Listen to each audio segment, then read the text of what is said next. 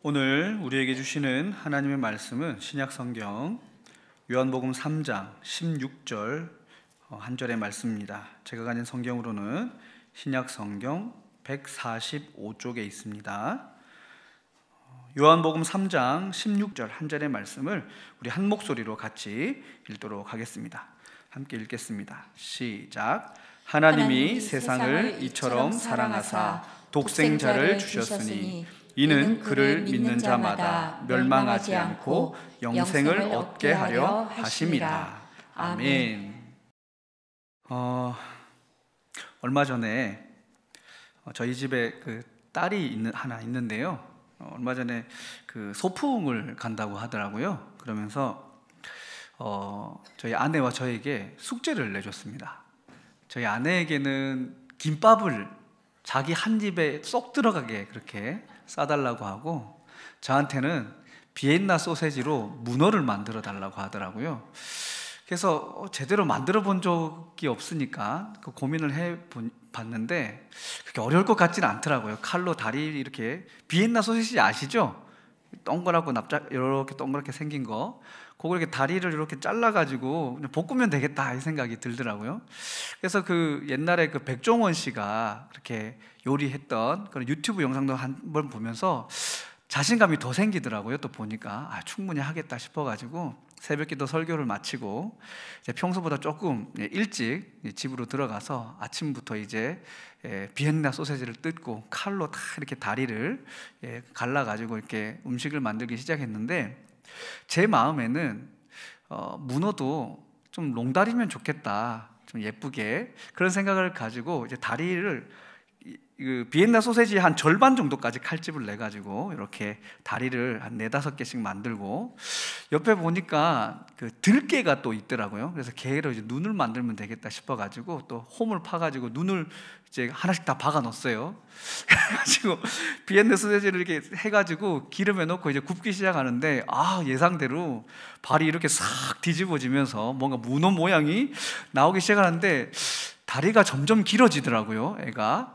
그러니까 원래는 3분의 1만 잘라야 얘가 벌어지면서 좀 찢어지니까 한 중앙까지 이렇게 예쁘게 올라오는데, 저는 처음부터 절반 정도를 잘라버리니까 이제 머리는 거의 없고 다리가 이렇게 다 벌어져가지고 뭐 꽃처럼 이렇게 돼 있더라고요. 그래서 제가 살짝 볶아야 되는데 또 힘있게 막 이렇게 웍질을 하듯이 이렇게 해버리니까 눈이 다 빠져나와가지고 이게 문어인지 꽃인지 막, 어쨌든 그렇게 해가지고 도시락을 싸서 보냈습니다. 집사람은 또 아내가 정성스럽게 김밥을 한 통에 담고, 제 건 또 따로 반찬 조그만 데 해가지고 문어라고 그냥 해가지고 담고 이제 케첩을 하나 넣어가지고 보냈는데, 소풍을 다녀와서 아이가 굉장히 어깨에 힘이 많이 들어가고 기분이 좋아 보였습니다. 그래서 맛있게 먹었냐 그렇게 물어봤더니 아이 친구들한테 너무 인기가 많았다는 거예요, 그 문어가. 그리고 김밥도 한 입 쏙이어서 너무 좋았다고 막 신이 나서 얘기를 하는데 굉장히 뿌듯했습니다. 혹시 문어 필요하시면 저한테 부탁하시면 제가 해드릴 수도 있을 것 같은데, 딸아이를 위해서 아침부터 김밥을 싸고 또 해보지 않은 그 문어를 만들어 가면서 그렇게 요리를 했던 것, 저에겐 참 좋은 기억이었고 또 행복한 시간이었던 것 같습니다. 이런 시간부터 그렇게 아이를 위해서 헌신할 수 있었던 것은 제가 그만큼 그 아이를 사랑하고 또 내 딸이기 때문에 더 좋은 것으로, 또 그 아이를 행복하게 해주고 싶은 그런 부모의 마음 때문이 아니었을까 그렇게 생각해 봅니다. 그리고 저희 딸아이도 그렇게 친구들에게 이 문어를 나눠주고 문어 비엔나 소세지를 나눠주고 또 김밥도 나눠 먹으면서 엄마가 해주고 또 아빠가 해줬다 그러면서 자랑을 하는 그 모습을 생각해 보면, 그 아이도 엄마 아빠를 얼마나 사랑했으면 또 그런 것들을 부탁하고 또 함께 나눌 수 있었나 생각을 해봅니다. 딸아이와 함께 그런 시간을 가지면서 하나님의 사랑을 또 생각해 보게 됐습니다. 하나님의 사랑도 우리에게 그렇게 친밀하게 또 책임감 있게 또 우리를 향하여 아주 집중된 그런 사랑을 보내주고 계심에도 불구하고 우리가 그 사랑을 많이 누리고 즐기지 못하고 살아가고 있지는 않은가, 이런 생각들을 하면서 하나님과의 나와의 관계가 좀 더 그렇게 자연스럽고 좀 편안하고 또 행복한 관계로 세워져 갔으면 참 좋겠다는 믿음의 고백들을 가져보게 됐었는데요. 바라건대 우리 서대전 중앙교회 모든 성도님들의 삶과 또 하나님과의 그런 끈끈한 사랑의 관계가 정말 부모 자식 간에 그런 아름다운 교제가 있는, 그런 나눔과 섬김이 있는 복된 관계로 아름답게 빚어져 가기를 주님의 이름으로 축복합니다. 저는 오늘 요한복음 3장 16절의 말씀을 통해서 하나님과 우리의 이 사랑에 대한 부분들을 함께 나누고자 합니다. 사랑에는 여러 가지 형식이 있고 또 나타나는 모습들이 있지만, 오늘 요한복음 3장 16절에 기록되어 있는 하나님의 사랑에 대해서 이런저런 내용들을 찾아보면 크게 한 7가지 정도의 사랑을 우리가 찾아보고 또 생각해 볼 수 있습니다. 영국의 청교도 신학자인 20세기 초반에 활동했던 아더 핑크라고 하는 신학자를 비롯해서 많은 주석학자들이 이 요한복음 3장 16절에 담겨져 있는 하나님의 사랑에 대해서 연구를 하고 또 이런 주석들을 달아놨는데, 대부분 중복되는 이야기들이고 합쳐보면 한 7개 정도 그렇게 되더라고요. 그래서 오늘은 우리가 너무나도 잘 아는 말씀이기 때문에 이 말씀에 담겨져 있는 하나님의 사랑이라고 하는 주제를 가지고 좀 더 심도 있게 이 7가지 사랑이 어떤 모습으로 나타나는가 우리가 한번 함께 고민해 봤으면 좋겠습니다. 먼저는 3장 16절 말씀을 한번 눈으로 보시면 하나님 사랑에 시제가 담겨져 있습니다. 이 시제라는 것은 언제부터 하나님이 우리를 사랑해 주셨나라는 것이 기록되어져 있는데요. 본문을 한번 보시면 본문에서는 하나님이 세상을 이처럼 사랑하사 이렇게 시작하고 있습니다. 근데 여기서 사랑하사라고 하는 이 표현을 한번 보십시오. 이 표현은 헬라어 문법적으로 봤을 때 하나님이 사랑하신다가 아니라 사랑하셨다라는 표현입니다. 과거에서부터 이어오는 그러한 사랑이라는 거죠. 다르게 표현하면 하나님의 사랑은 먼저 하신 사랑이다라는 겁니다. 우리가 하나님을 사랑하기보다 먼저 하나님이 나를 사랑해 주시는 그 사랑이 우리에게 주어져 있다라는 겁니다. 하나님의 사랑은 항상 나보다 먼저셨다라는 것을 우리는 이 말씀을 통해서 깨달아 볼 수 있습니다. 그래서 사도 바울도 로마서 말씀 속에서 비슷한 말씀을 우리에게 표현하고 있는데요. 우리 로마서 5장 8절의 말씀을 한번 찾아보도록 하겠습니다. 로마서 5장 8절의 말씀입니다. 우리 한 목소리로 화면을 보시고 또 같이 읽어주셔도 좋을 것 같습니다. 자, 함께 읽겠습니다. 시작. 우리가 아직 죄인 되었을 때에 그리스도께서 우리를 위하여 죽으심으로 하나님께서 우리에 대한 자기의 사랑을 확증하셨느니라. 아멘. 자, 여기서 확증하셨느니라 라는 부분에 보면 문법적으로 보면 이제 현재 능동형이라고 이렇게 설명이 되어 있는데, 이것은 현재 능동형이라고 하는 것은 뭐냐면 현재에도 계속 과거에서부터 계속 이어오고 계신다, 계속 보여주고 계신다, 이런 뜻입니다. 그러니까 하나님께서 우리를 먼저 선택하시고 우리를 사랑하여 주셔서 은혜를 베풀어 주셨을 뿐만 아니라 지금도 그 사랑이 지속적으로 우리에게 주어진 은혜이다라는 것을 사도 바울이 이야기하는 것이죠. 마르지 않고 멈추지 않고 항상 나보다 나를 먼저 사랑하시고 더 많이 사랑하시는 하나님의 마음을 우리에게 보여주고 있는 것입니다. 사랑하는 성도 여러분, 하나님의 사랑은 먼저 주신 사랑입니다. 이 사랑을 여러분 꼭 기억하실 수 있기를 바랍니다. 사람들의 사랑, 인간의 사랑은 사실 좋았다 싫었다 할 수밖에 없는 그러한 한계가 있는 사랑입니다. 변치 않는 사랑일 수 없는 것이죠. 감정적이고 또 어떻게 보면 신체적인 호르몬의 영향으로 인하여 우리에게 느껴지는 사랑일 때가 대부분입니다. 그러나 하나님의 사랑은 항상 우리와 함께 있고 나보다 나를 먼저 사랑해 주시는 영원하신 하나님의 놀라우신 사랑이 우리에게 주어진 사랑이다라는 것을 여러분 꼭 기억하시고 하나님이 먼저 주신 그 사랑을 받아 누리는 복된 삶을 살아가시기를 주님의 이름으로 축복합니다. 자, 두 번째로 오늘 본문에는 하나님의 사랑의 분량과 그 크기를 또한 생각해 볼 수 있습니다. 오늘 본문의 서두는 하나님이 세상을 이처럼 사랑하사 이렇게 시작합니다. 여기서 이처럼이라고 하는 표현을 한번 보십시오. 이처럼이라는 말은 어떤 의미가 있을까요? 이와 같은 방법으로라고 생각해 볼 수 있습니다. 하나님이 이와 같은 방법으로 우리를 사랑하셨다는 거죠. 그럼 이와 같은 방법이 무엇일까요? 그것은 오늘 본문의 기준으로 봤을 때는 14절과 15절의 말씀입니다.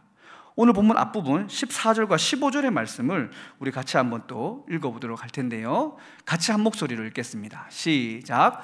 모세가 광야에서 뱀을 든 것 같이 인자도 들려야 하리니 이는 그를 믿는 자마다 영생을 얻게 하려 하심이니라. 아멘. 하나님의 사랑은 이와 같은 사랑이다라고 사도 요한은 이야기합니다.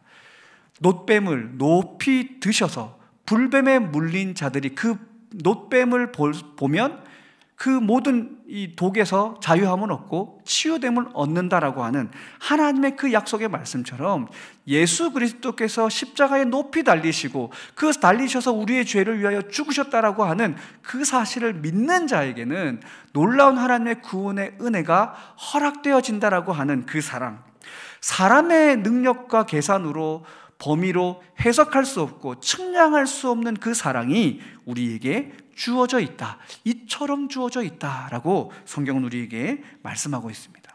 사람의 어떤 지식으로 판단할 수 없는 사랑인 것이죠. 하나님의 사랑은 독생자 아들 예수 그리스도까지 우리에게 내어주신 위대하신 그 놀라우신 사랑이다라는 것을 꼭 기억하실 수 있기를 바랍니다. 하나님의 사랑은 단순히 나를 위해 뭔가를 주셨구나 라는 정도에 멈추는 그런 사랑이 아닙니다. 신이 인간이 되신 것입니다. 그리고 신이 인간을 위해 죽으신 사건이 일어나게 하신 사랑입니다. 사람이 도저히 감당할 수 없는 그런 사랑인 것이죠.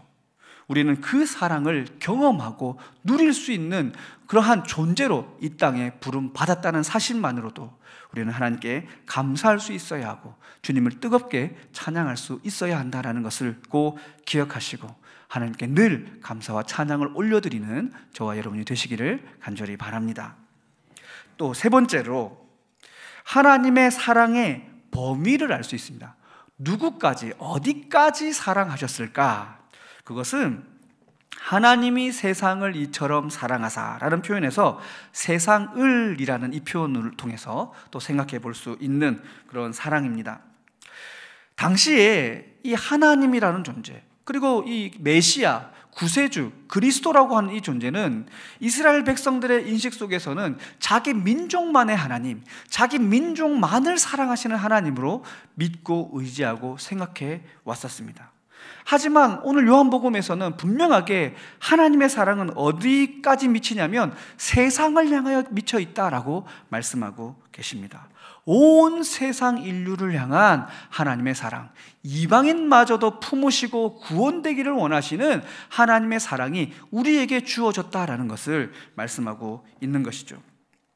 우리가 하나님의 사랑이 이렇게 이스라엘이라고 하는 하나님이 먼저 선택한 민족을 넘어서서 온 민족과 열방을 향하여 오늘날 시간과 공간을 초월하여서 우리에게까지 허락된 사랑이다라는 것을 우리가 바르게 깨닫게 된다면 우리는 그 사랑 때문에라도 우리는 서로가 서로를 인정하고 존중하며 사랑할 수밖에 없게 되는 것입니다. 하나님의 사랑이 서려 있는 나 자신, 그리고 내 옆사람, 내 이웃들, 그러기에 그들을 바라보는 우리의 시선이 사랑스러울 수밖에 없고 존중하고 존경할 수밖에 없는 것입니다. 사랑하는 성도 여러분, 하나님은 한 영혼 한 영혼을 너무나도 사랑하시고 그들이 구원받기를 너무나도 소원하시고 바라고 계심을 여러분 믿으시기 바랍니다. 그리고 하나님의 그 사랑의 눈으로 여러분 스스로를 바라보시고 여러분 주변 사람들을 바라보며 그들을 높이시고 격려하시고 그들과 함께 귀한 사랑의 은혜를 나누며 살아가는 지혜로운 삶을 살아가시기를 간절히 바랍니다. 그런 의미에서 우리 앞뒤 좌우를 보시며 한번 인사하겠습니다. 사랑합니다. 축복합니다. 인사하시겠습니다. 하나님의 사랑이 함께 하시길 주님의 이름으로 축복합니다. 네 번째로, 벌써 네 번째입니다. 하나님의 사랑의 성격에 대해서도 우리가 알 수 있습니다. 이 성격이라는 것이 뭐냐면 우리의 눈앞에 보여지는 것, 나타나는 현상에 대해서 우리가 알 수 있는데 하나님의 사랑은 우리에게 어떻게 표현되어졌냐면 독생자를 주셨으니 라고 하는 우리 3장 16절 본문의 말씀을 통해서 또 생각해 볼 수 있습니다. 하나님의 사랑은 앞서서 설명드렸지만 성육신하신 그런 사랑입니다. 그리고 십자가에 달려 죽으시기까지 하신 그 사랑입니다.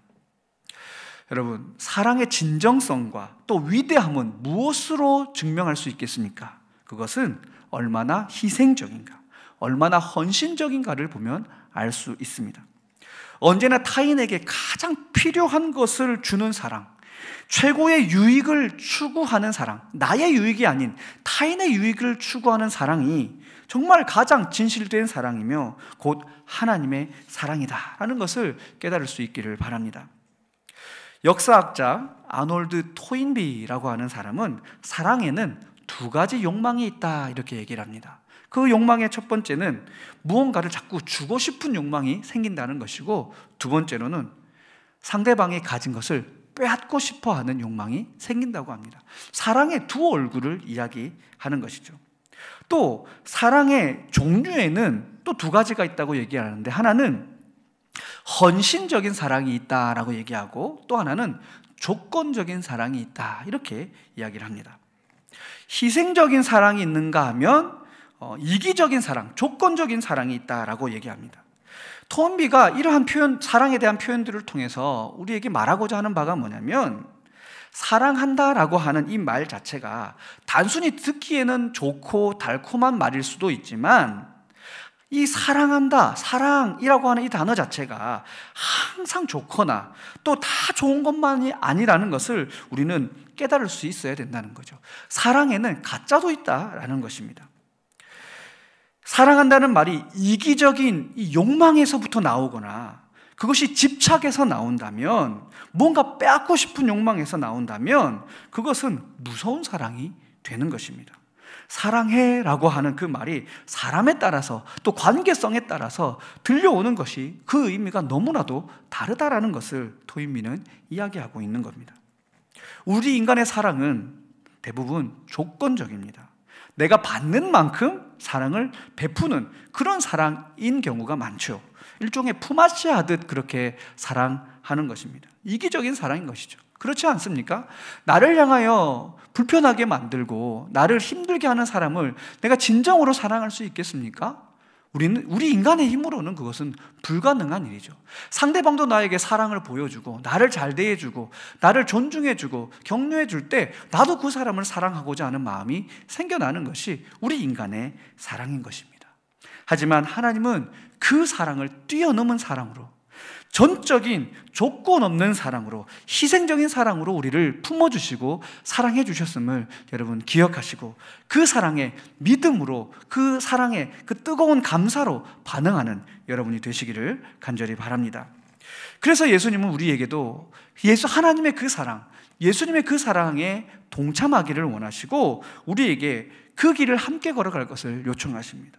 그래서 말씀을 통해서 이웃을 내 몸과 같이 사랑하라, 이것이 새로운 계명이다 말씀하시기도 하셨고, 또 70번씩 7번이라도 용서하라 말씀하시면서 하나님이 진정으로 원하시는 사랑, 그것이 무엇인지 우리에게 가르쳐주고 계십니다.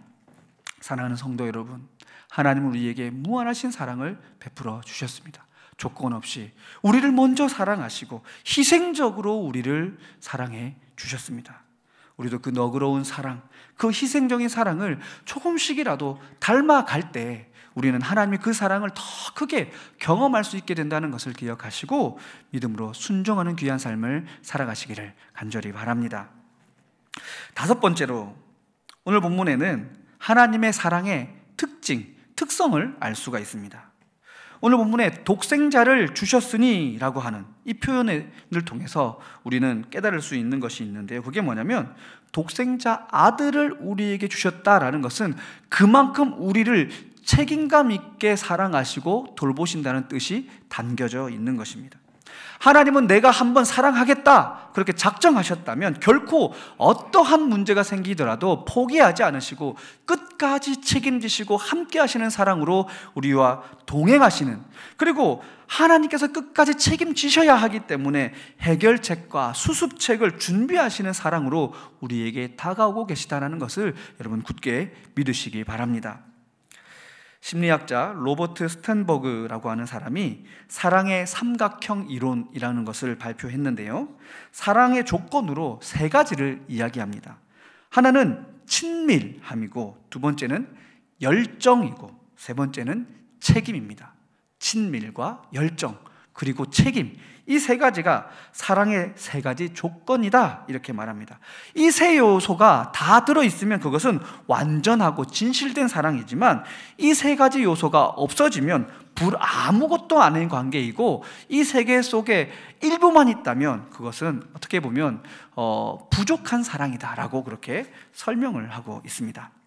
자, 이 세 가지 중에 친밀함만 있는 것은 호감이 있다는 거죠.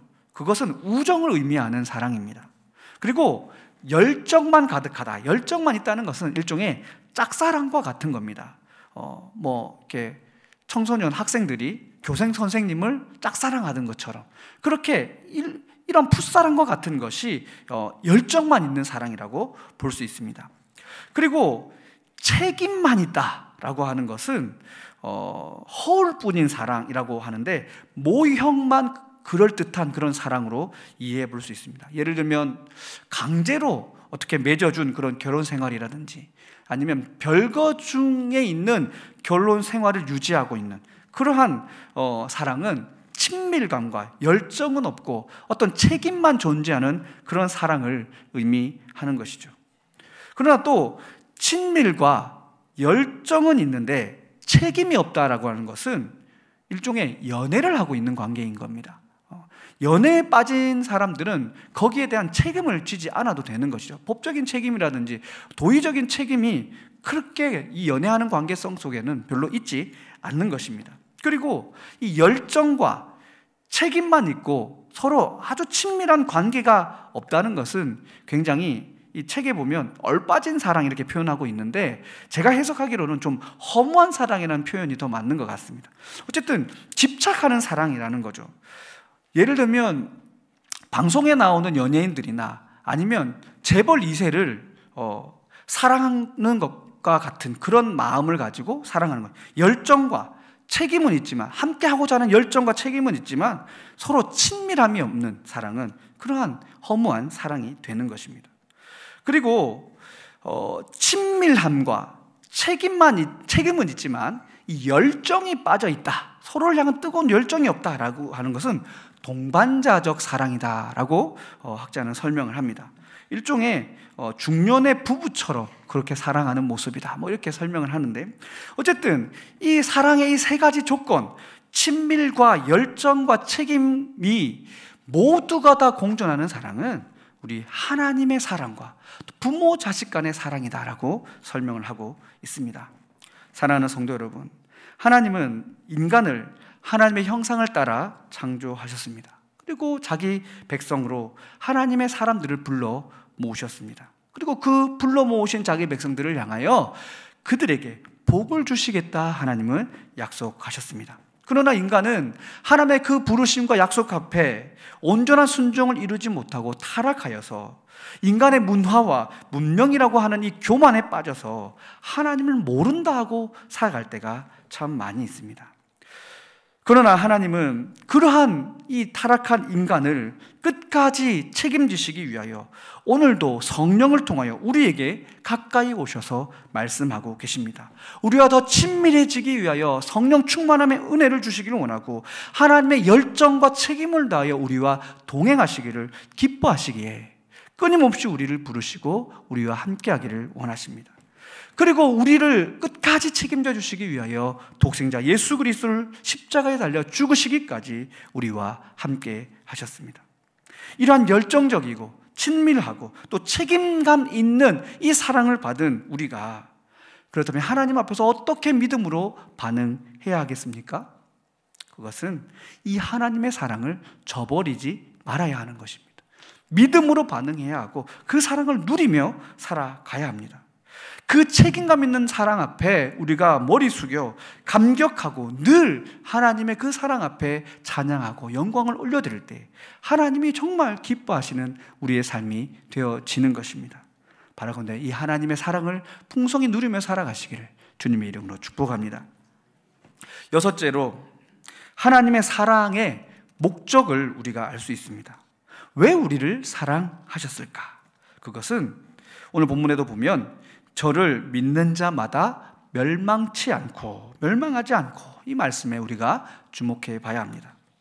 광야를 헤매다가 하나님과 모세에게 불평과 불만을 쏟아냈던 이스라엘 백성들을 하나님은 그들에게 훈계하시기 위하여 불뱀을 보내시고 이스라엘 백성들이 물리도록 하셨습니다.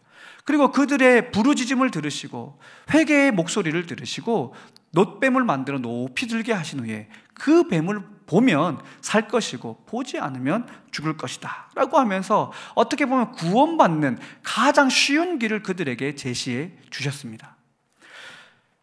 그런데 하나님은 이 하나님의 백성들 한 사람도 멸망하지 않게 하기 위해서 그러한 기회들을 주셨음에도 불구하고 우리 인간들은 그 가장 쉬운 길, 그 길, 바라보며 살 수 있고 믿으며 살 수 있는 그 길을 저버리고 이 땅을 살아가는 경우가 참 많다라는 것을 우리가 생각해 보면서 하나님이 궁극적으로 우리에게 주시고자 하시는 이 멸망의 길로 가지 말라고 하시는 이 메시지를 우리의 가슴에 새기고 하나님의 아들 예수 그리스도를 믿는 믿음을 온전히 붙잡고 믿음으로 승리하는 삶을 살아가는 저와 여러분이 되시기를 간절히 바랍니다.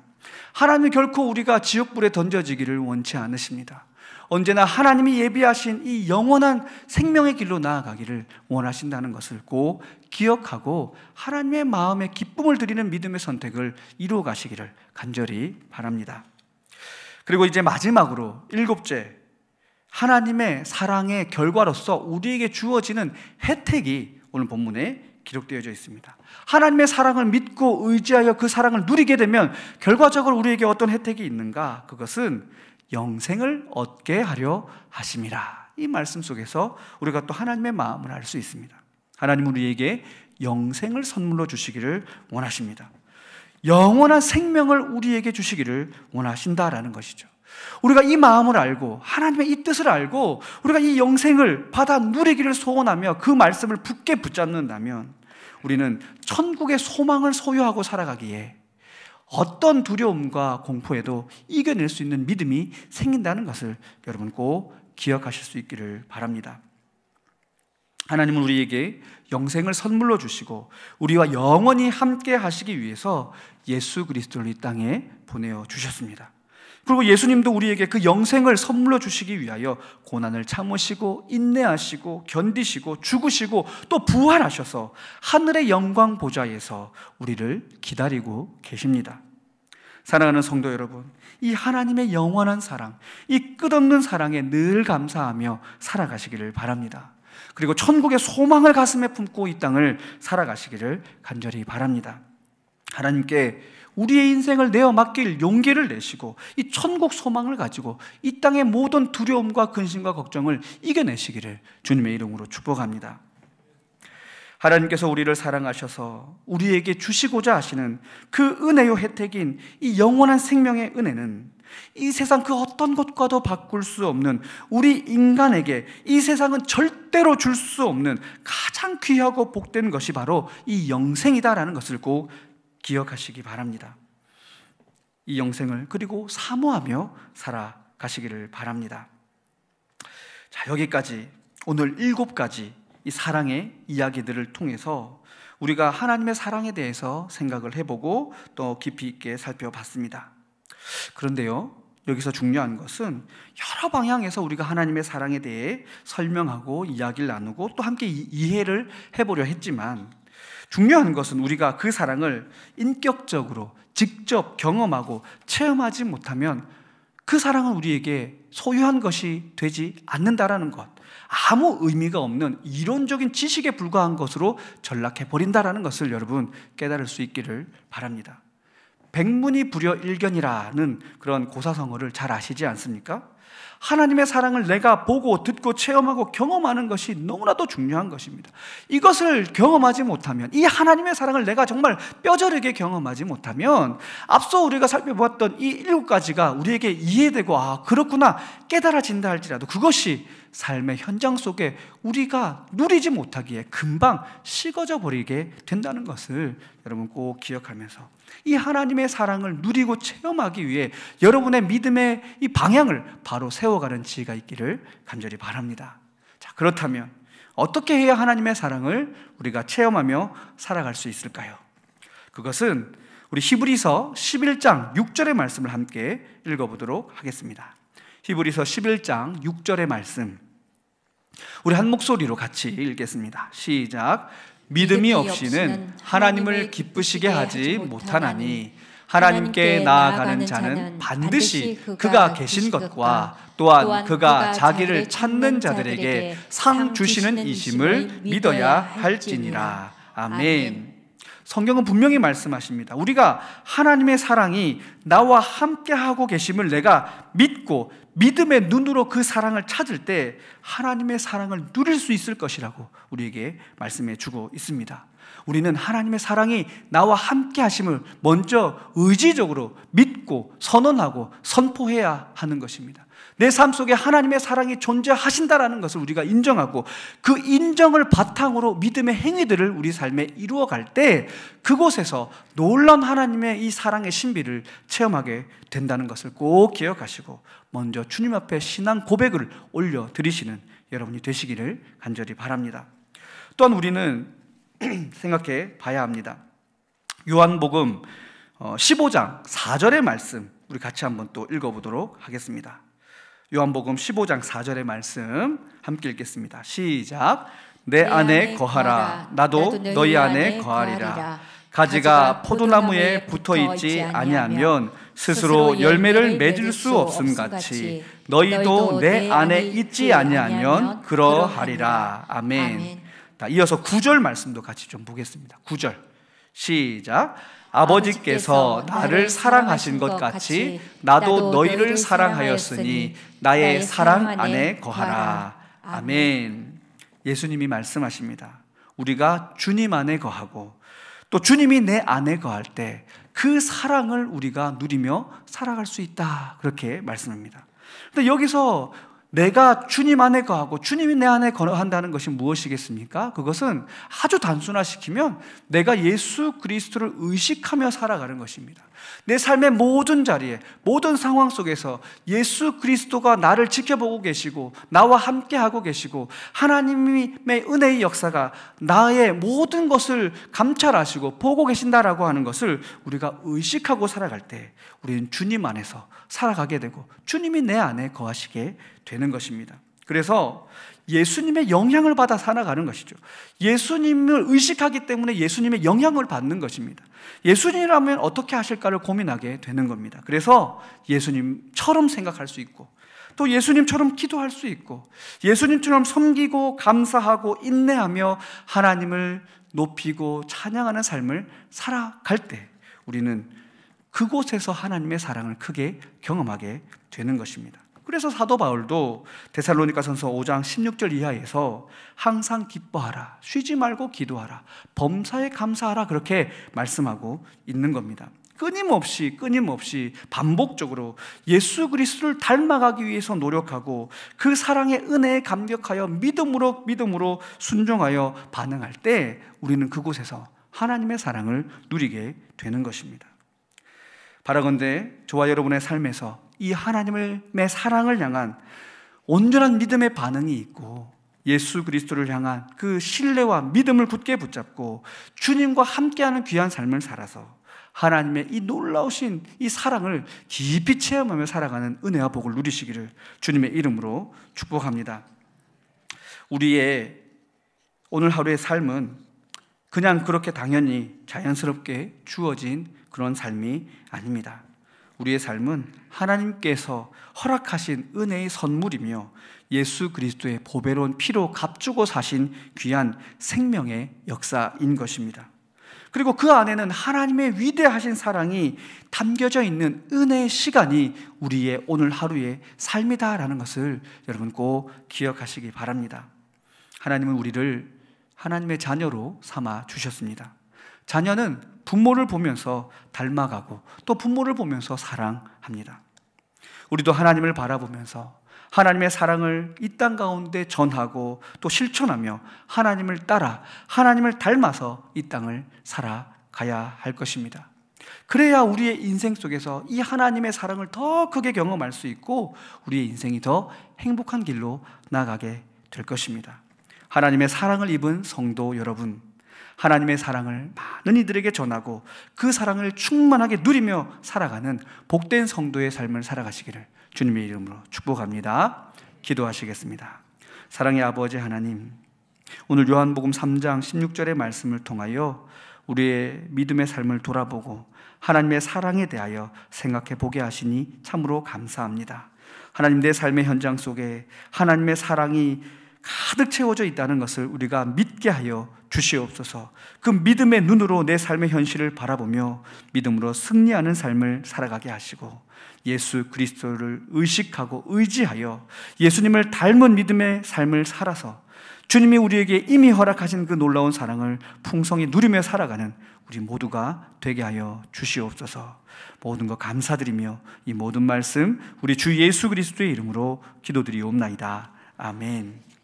이제는 우리 주 예수 그리스도의 은혜와 아버지 하나님의 지극하신 사랑과 성령 하나님의 교통하심의 역사가 하나님의 사랑을 바로 알고 경험하며 살아가기를 갈망하며 바르고 건강한 믿음으로 예수 그리스도와 함께하는 삶을 살아갈 것을 믿음으로 다짐하는 서대전 중앙교회 모든 성도들 머리 위에와 이들의 가정과 직장과 삶의 터전 위에 이제로부터 영원토록 함께 하옵시기를 간절히 축원하옵나이다.